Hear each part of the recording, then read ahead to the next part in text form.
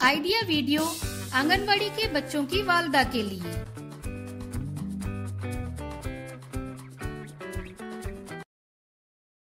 अस्सलामु अलैकुम। आज की मीटिंग में आप सबका खैर मकदम है।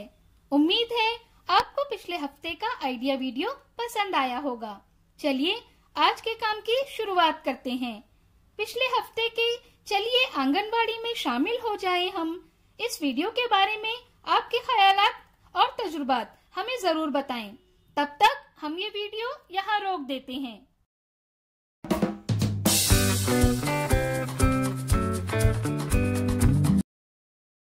चलिए आज की सरगर्मी करते हैं जिसका नाम है कुछ नया सीखते हैं।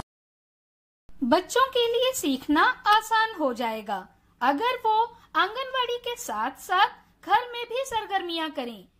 तो आइए देखते हैं कि हम इस वीडियो के जरिए बच्चों की पढ़ाई में किस तरह मदद कर सकते हैं। बच्चे की पढ़ाई में कैसे मदद करें?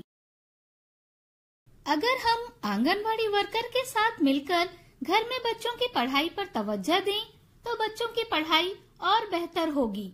आइए देखें और समझें कि हम बच्चों को आसान खेलों और सरगर्मियों के जरिए कैसे पढ़ा सकते हैं। घर पर दस्तयाब तस्वीरों या किताबों में दी गई तस्वीरों की मदद से तस्वीर पढ़ना, जैसे तस्वीर में कौन कौन है, कौन से रंग नजर आ रहे हैं, कौन क्या कर रहा है वगैरह। इनसे आंगनवाड़ी में लिए गए बच्चों के गीत गाने के लिए कहें।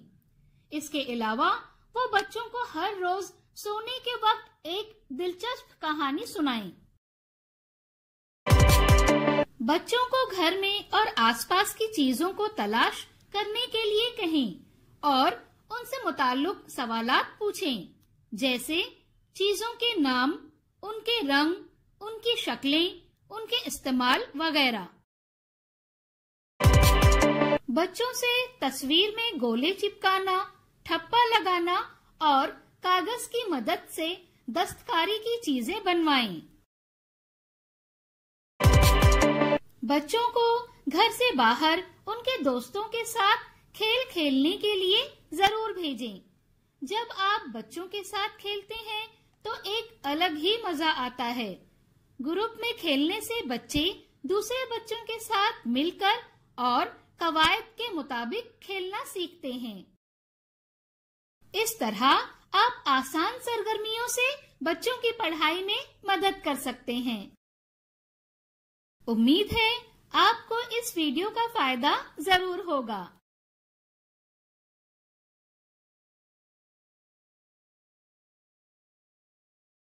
इस वीडियो का फायदा आपको कैसे हो सकता है, इसके बारे में तमाम वालदा बारी बारी ग्रुप में बताएं।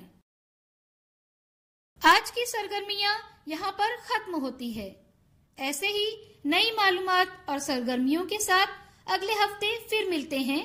तब तक के लिए अपना और बच्चों का ख्याल रखें। शुक्रिया।